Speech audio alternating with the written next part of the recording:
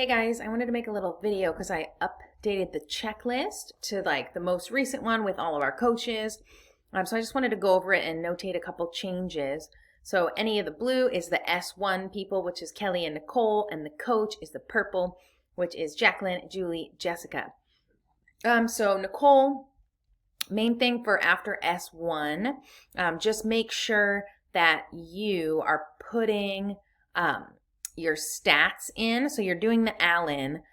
Make sure your sales stats are detailed. And then your coach's client chart. Make sure the color coding, if they bought supplements, is green. If they didn't, it's red. If they stay on, it's green. If they don't stay on, it's red. That's really helpful for me for stats. But nothing changed there. Just a reminder, as soon as that coach gets the three-way text, they're responsible for the client from then on. So the reschedules, etc. Nothing changed with the free. Okay, so after the nutrition, our paid people for the coach, which is purple, you guys place the order for their supplements or meals.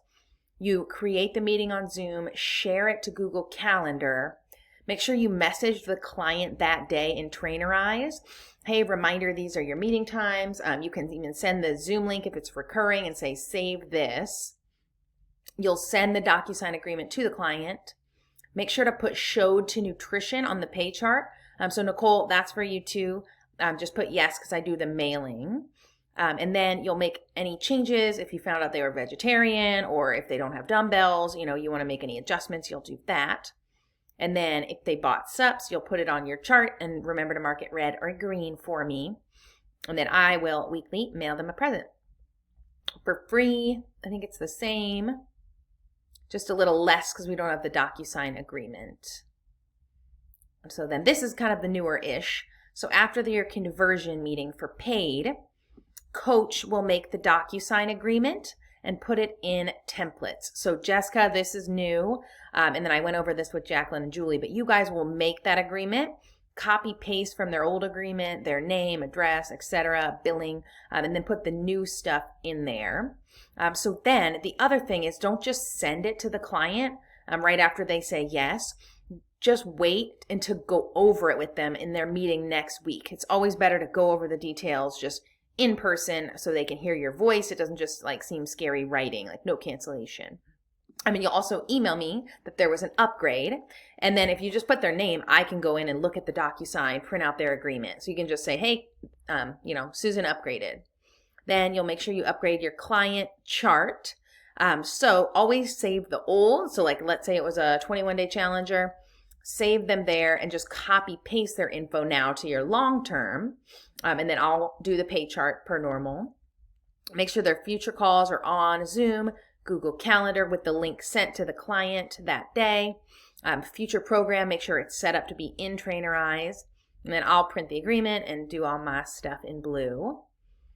Only difference with the conversion for free people is you want to get their payment structure, their card info, and their home address on that call. And then everything else, 1, 2, 3, 4, 5, is the same. Way out meeting is the same.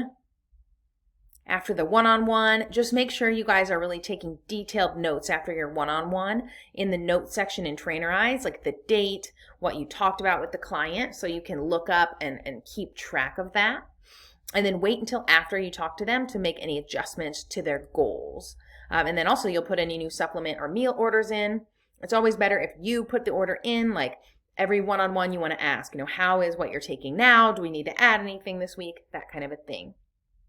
Okay, so this is new too. When a client drops, quits, or whatever they're trying to do, everything has to go through email so we have a record. So if they reach out to me first, I will update it on the pay chart only and send an email to the coach weekly of who we lost. So once a week you get an email from me that says these 4 people dropped this week. So then your job is to take them out of the rest of your stats, so making sure you're making notes on them, deactivate them from Trainerize, and delete any future meetings. If they reach out to you first, you'll talk them off the ledge, which we'll talk about that. And if it's not working, have them email me with what's going on. and say, I'll see how best to help them. So no promises of cancellation or anything, just shoot them over to me. When somebody wants to quit, call them. Best way to save a person, give them a call, really talk them off the ledge. Health waits for no one. I'm your coach. This is all personalized. So we can adjust anything to meet their needs. Like, let's say somebody's like, I just can't track. I need to quit. Tracking is not my thing. We can literally just set goals or do other things that don't include tracking. So sky's the limit here. So really you do have the opportunity to save them. Best way is calling them.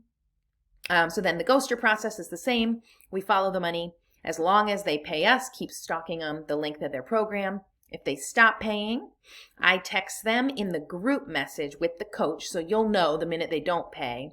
And I'll try running their card every day for about 10 days. If it seems like they're not answering you, they're not paying me, then we will just get them out of there. And in that case, I'll send you that email and then you will do that, take them out of their stats.